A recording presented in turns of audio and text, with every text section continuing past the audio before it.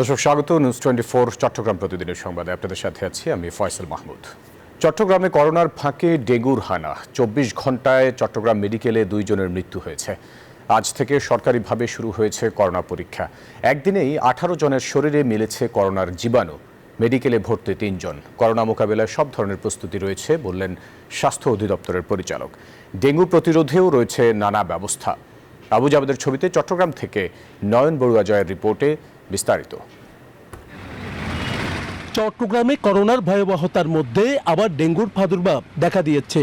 24 ঘন্টায় চট্টগ্রামে করোনায় শনাক্ত হয়েছে 18 জন, আর ডেঙ্গুতে চট্টগ্রাম মেডিকেলে মারা গেছে 2 জন। 24 ঘন্টায় শনাক্ত হয়ে মেডিকেলে ভর্তি আছে 5 জন, বললেন স্বাস্থ্য অধিদপ্তরের পরিচালক। সিজনটা হলো ডেঙ্গুর সিজন। বৃষ্টি থেমে থেমে বৃষ্টি, মশার ব্রিডিংটা, বংশ বিস্তারের সুযোগটা হয়। করোনার জন্য যেরকম জনস্বাস্থ্য সৃষ্টি হয়েছিল, নো মাস্ক নো সার্ভিস, এটা সেটা ডেঙ্গু সম্পর্কে লোকজন জানে, কিন্তু সেভাবে প্রিকশন মেজার নেয় না। তবে কিট সংকট কেটে যাওয়ায় সরকারিভাবে করোনা টেস্ট শুরু করেছে বললেন স্বাস্থ্য অধিদপ্তরের এই পরিচালক। আমরা কিট পেয়েছি চিরা মেডিকেলে, 3টে মেশিনই সচল আছে এখন। আর যেসব জায়গায় বিআইটিআইডিতে মেশিন আছে, কিট সরবরাহের জন্য বলেছি, তারা নিয়ে আসলেই আমরা চালু করতে পারবো। এইদিকে জেনারেল হসপিটালের ভারপ্রাপ্ত তত্ত্বাবধায়ক বলেন, এখন পর্যন্ত এই হসপিটালে 3 জন করোনা আক্রান্ত হয়ে ভর্তি আছে। চলছে টেস্টও। কোভিড র্যাপিড অ্যান্টিজেন টেস্ট শুরু করেছি, কিন্তু এখনও জনগণের মধ্যে যে ব্যাপক আগ্রহ সেটা এখনও পরিলক্ষিত হচ্ছে না। আমরা সবাইকে সচেতন করার চেষ্টা করছি। এইদিকে জ্বর, কাশি, সর্দি সহ নানা রোগে আক্রান্ত হয়ে চট্টগ্রাম মেডিকেল সহ বিভিন্ন মেডিকেলে ভিড় করছেন ভুক্তভোগীরা।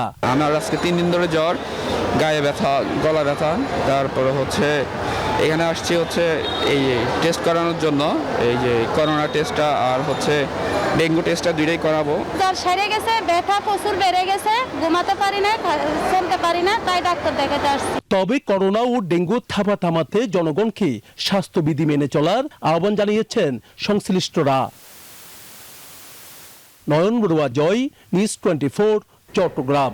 দর্শক, করোনা এবং ডেঙ্গুর খবরাখবর জানাতে চট্টগ্রাম থেকে সরাসরি যুক্ত হচ্ছেন সহকর্মী আকরাম হোসাইন। আকরাম, যেমনটি বলছিলাম, করোনার নতুন ভ্যারিয়েন্টে সাধারণ মানুষ আক্রান্ত হচ্ছেন, এর মধ্যেই ডেঙ্গুর হানা। চট্টগ্রামের পরিস্থিতি কেমন দেখছেন? করোনা এবং ডেঙ্গুতে আক্রান্তের সংখ্যা আসলে কেমন?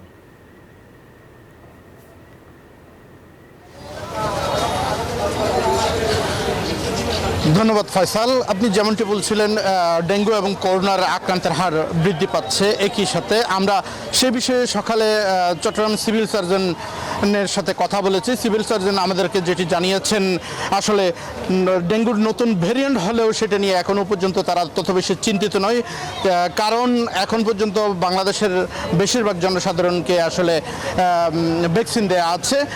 অন্যদিকে সেই যেভাবে করোনা বৃদ্ধি পাচ্ছে চট্টগ্রামে, সেইভাবেই কিন্তু চট্টগ্রাম সিভিল সার্জন কার্যালয়ের পক্ষ থেকে এবং সরকারের পক্ষ থেকে প্রয়োজনীয় পদক্ষেপ নেওয়া আছে এবং প্রয়োজনীয় দিক নির্দেশনা উপজেলা পর্যায়ে এবং জেলা পর্যায়ে এবং মহানগরের বিভিন্ন ক্লিনিক হাসপাতালে দেওয়া আছে বলে আমাদেরকে জানিয়েছেন।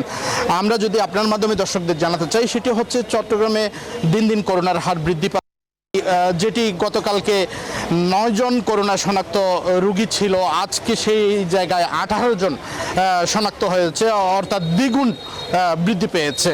অন্যদিকে আমরা যদি ডেঙ্গুর কথা বলি, ডেঙ্গুর আজকে পর্যন্ত 5 জন ডেঙ্গু রোগী শনাক্ত হয়েছে বলে আমরা সিভিল সার্জনের অফিসের তথ্য অনুযায়ী আপনাদেরকে এইটুকু জানাতে পারি। তবে অন্যদিকে আমরা বেসরকারি ক্লিনিক মালিক সমিতির নেতৃবৃন্দের সাথে কথা বলেছিলাম। আসলে তাদেরও বেসরকারি ক্লিনিকে আসলে করোনা পরিস্থিতি মোকাবেলার জন্য কতটুকু প্রস্তুত তারা, সে বিষয়ে জানতে চেয়েছিলাম। তারা বলছেন, গতবারে তারা যেভাবে প্রস্তুতি নিয়েছিলেন, এইবারও একইভাবে প্রস্তুতি নেওয়া শুরু করেছেন। ইতিমধ্যে তাদের কাছে স্বাস্থ্য মন্ত্রণালয়ের পক্ষ থেকে সিভিল সার্জনের মাধ্যমে নানা দিক নির্দেশনা এসেছে। সেই অনুসারে তারা প্রতিটি ক্লিনিকে তাদের corona unit, dedicated corona unit তৈরির প্রস্তুতি চলছে বলে জানিয়েছেন। তারা বলছেন, আসলে গতবার যেভাবে সরকারি এবং বেসরকারি উদ্যোগে যেভাবে করোনা পরিস্থিতি মোকাবেলা করা গেছে, এইবারও ইনশাল্লাহ সেভাবে করোনা পরিস্থিতি মোকাবেলা করা যাবে এবং রোগীদেরকে সুস্থ করার জন্য আপ্রাণ চেষ্টা থাকবে বলে জানিয়েছেন। তবে অন্যদিকে আরেকটি বিষয় জানিয়ে রাখা দরকার, এখনো পর্যন্ত যেভাবে সচেতন হওয়া দরকার ছিল জনসাধারণের মাঝে, যেভাবে সচেতনতা সৃষ্টির কথা ছিল, আসলে সেভাবে জনগণ সচেতনতার সৃষ্টি হয়নি জনগণের মাঝে। তবে Chittagong city corporation, Chittagong civil surgeon, আপনাকে ধন্যবাদ। দর্শক, আমাদের সহকর্মী যেমনটি জানাচ্ছিলেন, করোনা এবং ডেঙ্গুতে আক্রান্তের সংখ্যা বাড়ছে। করোনায় 9 জন থেকে 18 জনে আক্রান্তের সংখ্যা বাড়ছে এবং ডেঙ্গুতেও 5 জন আক্রান্ত হয়েছে। আমাদের সহকর্মী যেমনটি জানাচ্ছিলেন আকরাম হোসাইন। সদ্য ঘোষিত চট্টগ্রাম মহানগর বিএনপির 36 নং গোসাইলডাঙ্গা ওয়ার্ড বিএনপির আহ্বায়ক কমিটি বাতিলের দাবিতে প্রতিবাদ ও বিক্ষোভ মিছিল করেছে বিক্ষুব্ধ নেতাকর্মীরা। দুপুরে নগরের বারিক বিল্ডিং মোড়ে এই বিক্ষোভ মিছিল ও প্রতিবাদ সমাবেশ অনুষ্ঠিত হয়। বিক্ষোভ মিছিল বারিক বিল্ডিং মোড় থেকে শুরু হয়ে 3 নং ফকিরহাট নিমতলা খালপাড় হয়ে ফকিরহাট রোড প্রদক্ষিণ করে সংক্ষিপ্ত সমাবেশের মাধ্যমে শেষ হয়। এ সময় বক্তারা অভিযোগ করেন, ত্যাগী কারা নির্যাতিত যোগ্য নেতাদের বাদ দিয়ে টাকার বিনিময়ে এবং স্বজনপ্রীতির মাধ্যমে কমিটি ঘোষণা করা হয়েছে।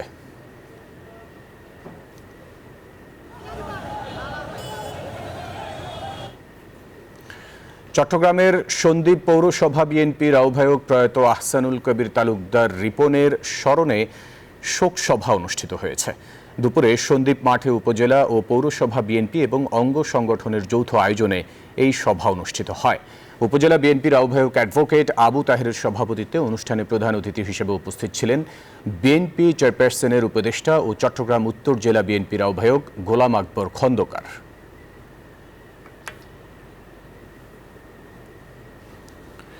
রাঙ্গামাটির কাপ্তাইয়ে সশস্ত্র উপজাতি সন্ত্রাসীদের গুলিতে এক যুবক নিহত হয়েছেন। বেলা 12টায় কাপ্তাই উপজেলার 2 নং রায়খালী ইউনিয়নের ফুলতলি এলাকায় এই ঘটনা ঘটে। রাঙ্গামাটির রায়খালী ইউনিয়নের চেয়ারম্যান মংকে মার্মা বলেন, 10 জনের একটি সশস্ত্র সন্ত্রাসীদের দল হঠাৎ হানা দেয়। এ সময় তারা আব্দুল হাকিমকে লক্ষ্য করে 5 থেকে 6 রাউন্ড গুলি করে পালিয়ে যায়। পরে যৌথ বাহিনী ঘটনাস্থল থেকে নিহত মোহাম্মদ আব্দুল হাকিমের মরদেহ উদ্ধার করে। এই ঘটনার পর এলাকায় আতঙ্ক বিরাজ করছে। ঘটনায় জড়িতদের বিষয়ে তদন্ত করা হচ্ছে বলে জানিয়েছে পুলিশ।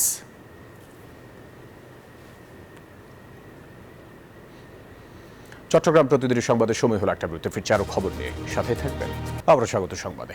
বঙ্গোপসাগরের মোহনায় জাল ফেলে কাঙ্ক্ষিত মাছ নিয়ে ফিরছেন জেলেরা। 58 দিনের নিষেধাজ্ঞা শেষে যেন নতুন করে প্রাণ ফিরে পেয়েছে কক্সবাজার মৎস্য অবতরণ কেন্দ্র।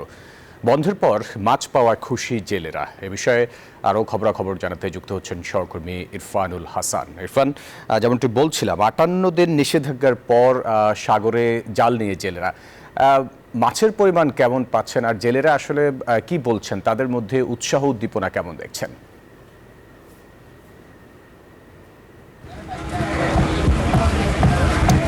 জি, আপনাকে ধন্যবাদ। 58 দিনের নিষেধাজ্ঞা শেষ হয়েছে, জেলেরা সাগরে গিয়েছে এবং মাছ ধরে কিন্তু এখানে চলে আসছে। এবং আরেকটি যে বিষয়টি জানতে চাই যে কক্সবাজারে এই যে মৎস্য অবতরণ কেন্দ্র, যে সমস্ত জেলেরা সাগরে যাচ্ছেন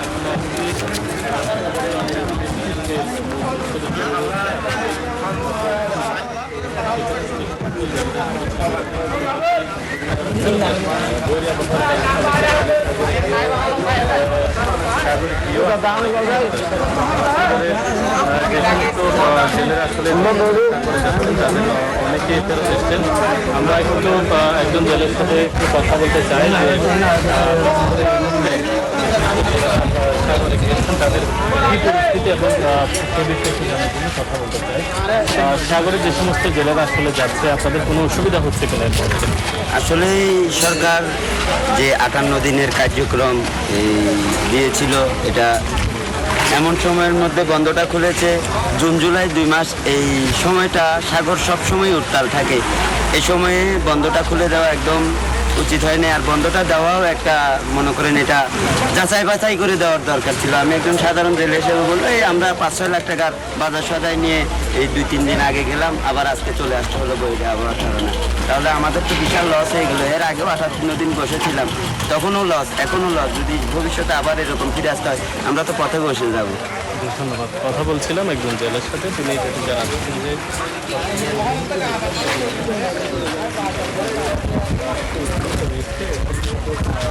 বর্ষার মৌসুম শুরু হয়েছে, আজকে কিন্তু বর্ষার একেবারে প্রথম দিন। তো যে সমস্ত জেলেরা সাগরে যাচ্ছেন তাদের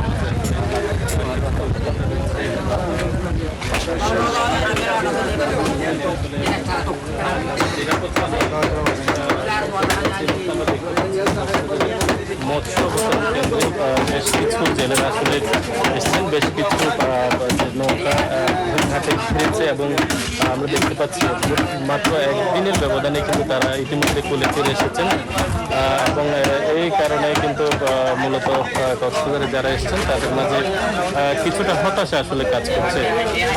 এই কারণে কক্সবাজারে যে সমস্ত জেলেরা বিভিন্ন জায়গা থেকে আসলে এসছেন তাদের মাঝে কিছুটা আসলে কক্সবাজারের মৎস্য প্রদর্শন কেন্দ্র এ ছিল আজকের সংবাদের সর্বশেষ। দর্শক, কক্সবাজার থেকে যুক্ত ছিলেন সহকর্মী ইরফানুল হাসান। বর্ষার ভারী বর্ষণের আগে চট্টগ্রাম শহরের সড়কগুলো সংস্কার শুরু করেছে সিটি কর্পোরেশন। সকাল থেকে নগরের গোসাইডাঙ্গা, ফকিরহাট, আরকান সড়ক, কসমোপলিটন সড়ক, এয়ারপোর্ট রোড, চট্টশ্বরী সড়ক সহ বিভিন্ন ক্ষতিগ্রস্ত সড়কের কাজ পরিদর্শন করছেন সিটি কর্পোরেশনের কর্মকর্তারা। দ্রুত যানবাহন চলাচলের উপযোগী করতে সিটি মেয়র ডাক্তার শাহাদাত হোসেনের নির্দেশে সড়ক সংস্কার কাজ চালিয়ে যাচ্ছেন বলছেন প্রধান প্রকৌশলী সহ সংশ্লিষ্টরা।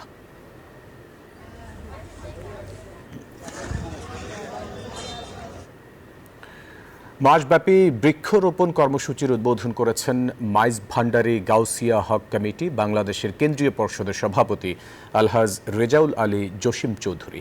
দুপুরে মাইজ ভান্ডারী গাউসিয়া কমিটি বাংলাদেশ কেন্দ্রীয় পর্ষদের আওতাধীন ৮ শতাধিক শাখা কমিটির সদস্যবৃন্দকে বৃক্ষরোপণে উদ্বুদ্ধ করেন বাংলাদেশ কেন্দ্রীয় পর্ষদ। এ সময় বক্তারা বলেন, পরিবেশ দূষণের মাত্রা কমিয়ে আনতে ও পরিবেশ বিপর্যয়ের হাত থেকে রক্ষা পেতে নিয়মিত গাছের চারা রোপণের বিকল্প নেই।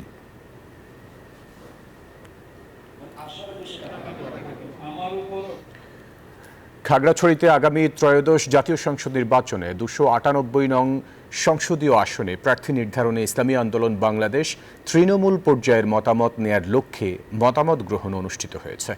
রোববার দুপুরে জেলা শহরের একটি কনভেনশন সেন্টারে আয়োজিত অনুষ্ঠানে জেলা, উপজেলা ও বিভিন্ন শাখার সভাপতি, সম্পাদক ও মজলিসের জ্যেষ্ঠ সদস্যরা মতামত দেন।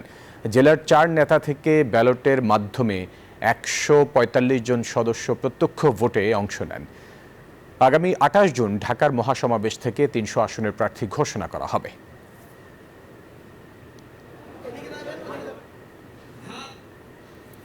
দর্শক, এই ছিল নিউজ 24 চট্টগ্রাম প্রতিদিনের সংবাদে। আরও সংবাদ ও বিশ্লেষণ জানতে ভিজিট করুন news24bd.tv-তে। এতক্ষণ সাথে থাকার জন্য ধন্যবাদ সবাইকে।